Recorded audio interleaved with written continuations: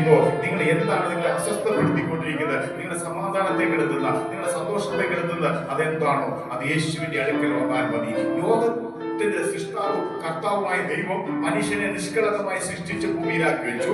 ആ മനുഷ്യൻ ദൈവത്തോട് മറുതലിച്ച് ദൈവത്തിന്റെ ഹിതം വിട്ട് അവർ പുറത്തിറങ്ങി പാപികളായി തീർന്നു. പാപികളായി തീർന്നായിരിക്കുന്ന മനുഷ്യവർഗത്തിന് വേണ്ടി ഭൂമിയിലേക്ക് ദൈവം തന്നെ ജഡമെടുത്ത് ഇറങ്ങി വന്നതാണ് കർത്താവ് യേശു ക്രിസ്തു.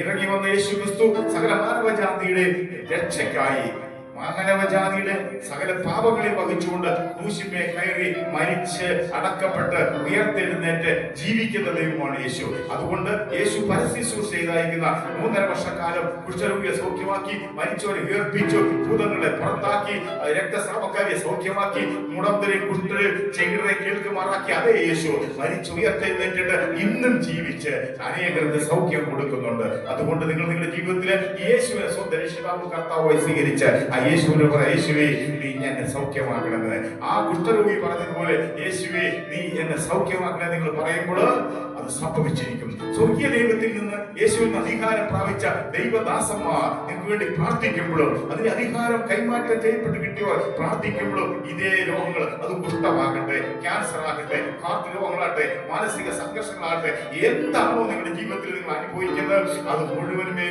ആധിപത്യം പുലർത്തി യേശു നിങ്ങളെ നിന്ന് വിടുവിച്ച് പുറത്തുകൊണ്ട് മതിയായ ദൈവമാണ്. ആകയാൽ നിങ്ങൾക്ക് വേണ്ടി ഞാൻ പ്രാർത്ഥിക്കുന്നു. നിങ്ങൾക്ക് ഈ വിഷയത്തെ കുറിച്ച് കൂടുതൽ അറിയുവാനും ഇതിനെക്കുറിച്ച് കൂടുതൽ പഠിക്കുവാനും പ്രാർത്ഥിക്കുവാനും 24 മണിക്കൂറും ഞങ്ങൾ നിങ്ങൾക്ക് വേണ്ടി പ്രാർത്ഥിക്കുവാൻ തയ്യാറാണ്. അതുകൊണ്ട് നിങ്ങൾ താഴെ കാണുന്നതായിരിക്കുന്ന ഫോൺ നമ്പറിൽ വിളിക്കുകയും പ്രാർത്ഥനാവശ്യങ്ങൾ പറയുകയും ചെയ്ത് ഞങ്ങൾ നിങ്ങൾക്ക് വേണ്ടി പ്രാർത്ഥിക്കുന്നതാണ്. ഇപ്പോൾ ഒരു വാക്ക് നിങ്ങൾക്ക് വേണ്ടി പ്രാർത്ഥിക്കുന്നു.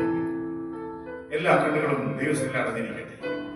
ഏകാഗ്രതയോടെ യേശുവിനോട് പറ. നിങ്ങൾ ഏത് സാഹചര്യത്തിലിരിക്കുന്നു, വീട്ടിലിരിക്കുന്നു, പുറത്തിരിക്കുന്നു, എവിടെയായിരിക്കുന്നു, പാർക്കിലിരിക്കുന്നു എന്നുള്ളതല്ല വിഷയം. നിങ്ങളായിരിക്കുന്ന സ്ഥിതിയിൽ രോഗക്കിടക്കയിലാണോ, ഹോസ്പിറ്റലിലാണോ ഈ മെസ്സേജ് കേട്ടുകൊണ്ടിരിക്കുന്നത്, അവിടെ നിങ്ങൾ യേശുവിനോട് പറയുക, യേശുവേ ഞാൻ കേട്ടതുപോലെ തന്നെ കർത്താവേ നിനക്ക് മനസ്സുണ്ടെങ്കിൽ എന്നെ ശുദ്ധനാക്കാൻ കഴിയുമെന്ന് പറഞ്ഞ പോലെ. അപ്പോൾ യേശു പറഞ്ഞു, എനിക്ക് മനസ്സുണ്ട്, നീ ശുദ്ധനാക്കാൻ പറഞ്ഞു. നിങ്ങൾ പറയുമ്പോൾ അത് യേശു ചെയ്യാൻ പോയ പ്രാർത്ഥിക്കുന്നു. പരിശുദ്ധനായ ദൈവമേ, സ്വർഗ്ഗത്തിലെ നല്ല പിതാവേ, അങ്ങനെ പുത്രനായ യേശുവിന്റെ നാമത്തിൽ ഈ മെസ്സേജ് കേട്ടുകൊണ്ടിരിക്കുന്നതായിരിക്കുന്ന, അങ്ങിൽ വിശ്വസിക്കുന്നതായിരിക്കുന്ന അതേവഴി സാഹചര്യത്തിലാണോ, അത് കുട്ടിയാണോ, മുതിർന്നവരാണോ, വൃദ്ധരാണോ, ബാലരാണോ എന്നുള്ളതല്ല.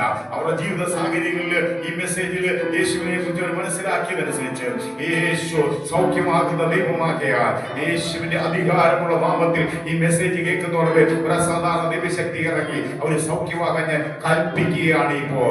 ഇപ്പോൾ കൽപ്പിക്കുകയാണ്. എത്ര മാരകമായ രോഗം, ക്യാൻസർ ആകട്ടെ, മാനസിക രോഗമാകട്ടെ, ആരെങ്കിലും രോഗമാകട്ടെ, അത് വാദപിശാച് ബാധിതനാകട്ടെ, കുരുടനാകട്ടെ, ചെവികരാകട്ടെ, മുടന്തനാകട്ടെ, കുഷ്ഠരോഗികളാകട്ടെ, എത്ര മാരകമാണ്. വൈദ്യശാസ്ത്രം പോലും മടിച്ചു നിൽക്കത്തക്കവണ്ണം ആ വിടുതലില്ലെന്ന് പറയുന്ന സ്ഥാനത്ത് അത്ഭുതം സൃഷ്ടിക്കുന്ന യേശുവിന്റെ ശക്തി, യേശു ഒഴുകിയ പാപത്തിന് പരിഹാരമായി രക്തത്തിന്റെ ശക്തിയാ ഈ മെസ്സേജ് കേൾക്കുന്ന, ഈ പ്രാർത്ഥനയിൽ സഹകരിക്കുന്ന എല്ലാ പ്രിയപ്പെട്ടവരും ഒരു അസാധാരണ ഡെലിവറൻസ്, ഒരു വിടുതല്, ഒരു സൗഖ്യം ഇപ്പോൾ സംഭവിക്കാൻ ഞാൻ കൽപ്പിക്കുകയാണ്. Right now in the name of Jesus. യേശുവിന്റെ നാമത്തിൽ ഈ കേൾക്കുന്നവരുടെ ദൈവശക്തി വ്യാപരിക്കട്ടെ, അത്ഭുതമായി തീരട്ടെ, അവരുടെ സാക്ഷ്യങ്ങൾ കേൾക്കുവാൻ ഇടയാകട്ടെ. കഴിഞ്ഞ നാളിൽ സ്വർഗ്ഗമതി ചെയ്തിട്ടുണ്ട് വിശ്വസിക്കുന്നു യേശുവിന്റെ നാമത്തിൽ തന്നെ. താഴെ നിങ്ങൾ കൊടുത്തിരിക്കുന്ന നമ്പറിൽ നിങ്ങൾ വിളിക്കുക. ഞങ്ങൾ നിങ്ങൾക്ക് വേണ്ടി പ്രാർത്ഥിക്കാൻ തയ്യാറാണ്. God bless you. God bless you. God bless you.